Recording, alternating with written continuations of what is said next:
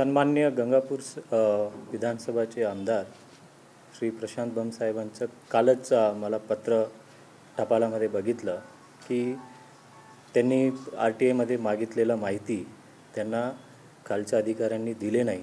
त्या अनुषंगाने आज महानगरपालिकेमध्ये अतिरिक्त आयुक्तांच्याकडे बैठक बोलवली आहे आणि या संदर्भात ज्यावेळेला मी माहिती घेतला असता की त्यांना माहिती दिली गेलेली नाही आहे आणि हे कोणत्या अधिकाऱ्यांनी का माहिती दिली नाही हे आम्ही चौकशी करणार आहोत आणि ज्यांनी माहिती दिली गेलेली नाही आहे त्यांच्या विरुद्ध आम्ही कार्यवाही प्रस्तावित करणार आहे।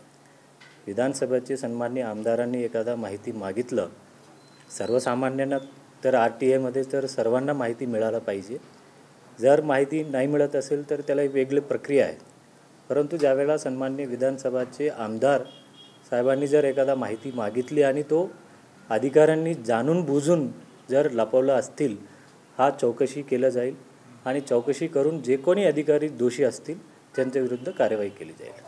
त्यांचं असं म्हणणं आहे की पहिला असा प्रश्न आहे की आपल्या घरामध्ये आपण काही खर्च केलेला आहे जो आपल्याला नियमानुसार करता येतो का, जसं की टॉवेल असेल, बेडशीट असेल, इतर घरगुती सामान असेल, अशा सगळ्या गोष्टीचा खर्च आपल्याला करता येतो का नियमानुसार सरकारी पैशातून?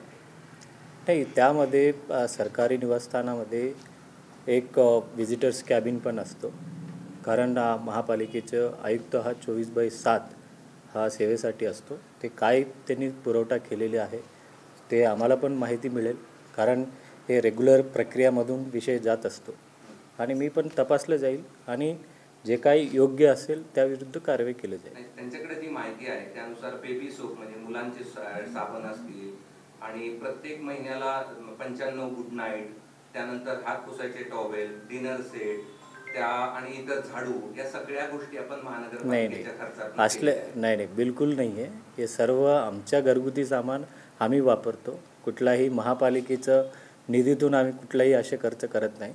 जे काही ते कोणी महापालिकेच्या निवासस्थानाच्या नावाने कोणी घेतलं असेल त्याविरुद्ध कार्यवाही केली जाईल आणि विशेष करून आम्हाला पगार मिळतो आणि त्या अनुषंगाने आमचं सामान आहे, आम्ही ज्यावेळेला सामान घेतो आमचं नाव लिहून घेतो की जसं माझे बायकोनी जे जे ताट घेतली, जसं ग्लास घेतलं असेल त्यावर आम्ही जे नाव लिहून घेतो की जे मतलब त्यांचं नाव लिहून ते ठेवलेलं असतात आणि बाकी जे साहित्य आहे तो निवासस्थानाची साहित्य आहे आणि साहित्य ज्यावेळेला आम्ही कुठल्याही पद्धतीने ज्यावेळेला एक ठिकाणीहून दुसऱ्या ठिकाणी जातो ते सर्व तिथेच असतात। काही सामान जे आहेत निवासस्थानामध्ये, जे कपाटा असतील किंवा काही असतील तो निवासस्थानासाठी आहे, बाकी जे आमच्या घरगुती सामान आहे जे आम्हाला लागतो, आम्ही 2 मुली आहेत आणि आमचे परिवार आहेत, जे लागतील ते लागतील। त्यांनी जी माहिती दाखवली त्यामध्ये प्रत्येक महिन्याला 2.5 लाख रुपयांचं जे प्रत्येक सामान घेण्यात आलेलं आहे।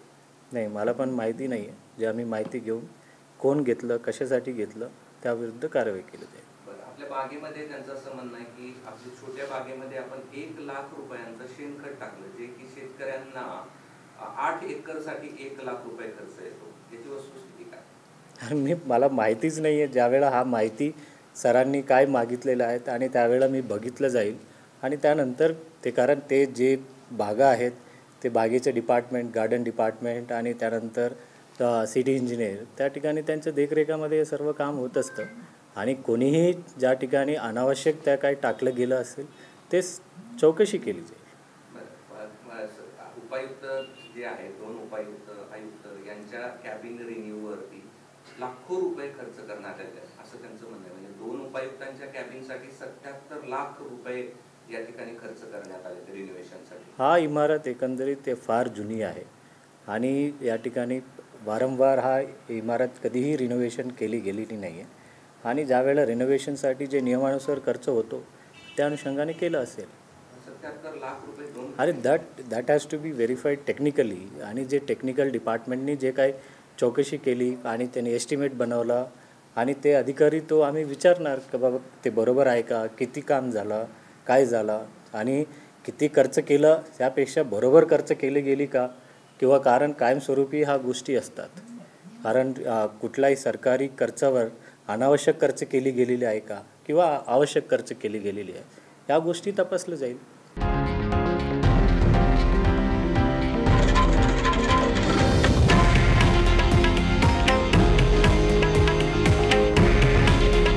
हे आहे देशातील नंबर 1 न्यूज नेटवर्क आणि आपण पाहत आहात TV9 मराठी. काळजी तुमची, हित महाराष्ट्राचं.